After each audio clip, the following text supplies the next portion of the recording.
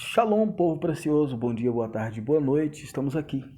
Presbítero Everton com mais uma revelação de Deus para o seu coração. Olha só, nos textos de Lucas, capítulo 11, versículo 39, nós vemos Jesus impondo uma deficiência na religião que se opunha ao ministério dele. E ele vai dizer: vós fariseus se preocupais em limpar o exterior e dos copos e dos pratos e esqueceis do vosso interior, que está sujo, está podre, cheio de maldade e de rapina. Diante dessa visão, a Igreja de Deus também cresceu, preocupada com a forma com que ela se comportaria diante da sociedade, para que diante da sociedade ela tivesse uma visão que revelasse que ela fosse uma igreja cristã, uma igreja que professava uma fé que fez com que elas tivessem uma mudança de vida radical.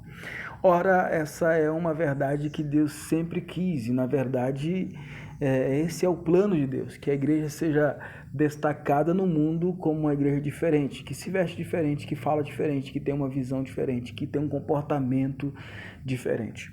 Mas a deficiência da igreja da época de Cristo parece que essa doença percorreu até os dias atuais, e nós estamos vendo diante de um cenário muitos que são visivelmente uma coisa, mas se você for analisar exteriormente, eles não são nem metade do que dizem ser exteriormente. E quando olhamos para isso, vemos que Deus se preocupa sim com o seu comportamento externo, mas a maior preocupação de Deus é com o seu comportamento interno. Por quê? Porque se você tem um comportamento externo que não condiz com o seu comportamento externo, você é uma igreja deficiente. Porque a igreja de Cristo recebe o Espírito de Deus, segundo Paulo, a primeira carta aos Coríntios, capítulo 6, 17, aquele que se ajunta com o Senhor se torna um mesmo Espírito com o Senhor. Ou seja, quando eu confesso Cristo como meu suficiente Salvador, único e suficiente Salvador, o Espírito de Deus vem no meu espírito. De dentro para fora, o Espírito de Deus começa a fazer essa mudança. Então, o meu comportamento primeiro muda interiormente para depois se manifestar exteriormente.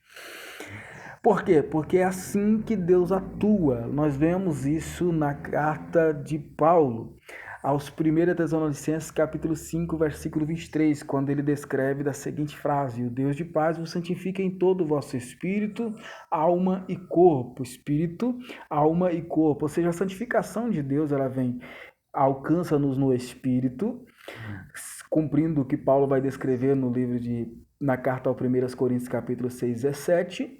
Depois ela alcança-nos na alma, cumprindo o que está escrito em Gálatas, da briga do espírito contra a carne. E depois, por último, no corpo, cumprindo o que está escrito na Bíblia sobre o arrebatamento, quando tivermos nosso corpo glorificado. Ou seja, o comportamento do cristão, ele começa interiormente e aflora para o seu exterior. E a igreja desta época está deficiente porque interiormente eles não são o que dizem exteriormente. O que eu quero que você entenda é que Deus, todavia, quando ele descer para olhar para você, ele não vai olhar o seu comportamento externo primeiro. Primeiro ele vai olhar o seu comportamento interno, para assim ele olhar para o seu comportamento externo, e assim ele vai fazer um julgamento se aquele comportamento externo condiz com o interno. Pega essa visão para que assim você possa ter uma vida de fato de acordo com a vontade de Deus para a sua vida. Um abraço, um beijo super grande, que Deus te abençoe em Cristo Jesus.